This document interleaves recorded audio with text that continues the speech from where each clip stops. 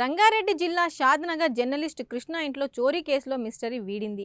కృష్ణ ఇంట్లో పట్టపగలే జరిగిన చోరీ కేసులో షాద్నగర్ పోలీసులు పురోగతి సాధించారు. 8,62,000 విలువైన నగదు స్వాధీనం చేసుకుని ఇద్దరు నిందితులు అరెస్టు చేసి రిమాండ్కు తరలించారు. అదేవిధంగా వారి వద్ద ఒక బైక్, సెల్ ఫోన్లు స్వాధీనం పరుచుకున్న షాద్నగర్ పట్టణ పోలీస్ స్టేషన్లో ఏసీపీ ఎస్ లక్ష్మీనారాయణ మీడియాకు వివరాలను వెల్లడించారు.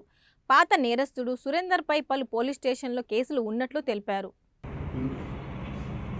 ఈ నెల 3వ తేదీన షాద్నగర్ పట్టణంలోని ఆఫీసర్స్ కాలనీ నుండి కృష్ణయ్య తన భార్య భాగ్యలక్ష్మి ఇంటికి తాళం వేసి వేరే పని మీద బయటికి వెళ్ళిన క్రమంలో వాళ్ళ ఇంట్లో తాళం పలుకొట్టి వీరున్న వస్తువులను దొంగతనం చేసిన ఒక ఫిర్యాదు రావడం జరిగింది.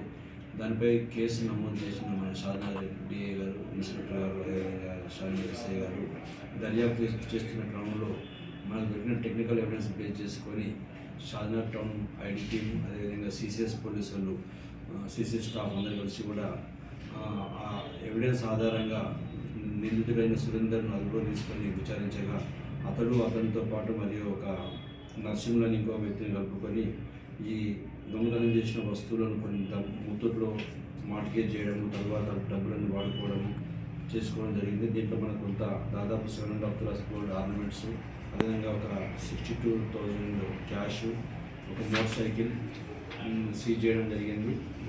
అట్లనే మొబైల్స్ కూడా సీజ్ చేయడం జరిగింది. ఈ కేసులో మన ఐడి పార్టీ, అదేవిధంగా సిసిఎస్ స్టాఫ్ కూడా చాలా ఇన్వాల్వ్ అయ్యి కష్టపడి నిందితులు అభివృద్ధించడం జరిగింది. ఈవెన్ థర్డ్ నాట్ ఆఫెన్స్ అయితే ఈరోజు తొందరగా అంటే షార్ట్ స్పాన్లోనే నేరస్తున్నారు అభివృద్ధి తీసుకున్నందుకు వాళ్ళందరినీ అభినందిస్తున్నాము. ఇప్పుడు ఎవరైతే అరెస్ట్ చేసిన సురేందర్ను, నర్సింహ్ను కూడా కోర్టుకు పంపడం జరుగుతుంది.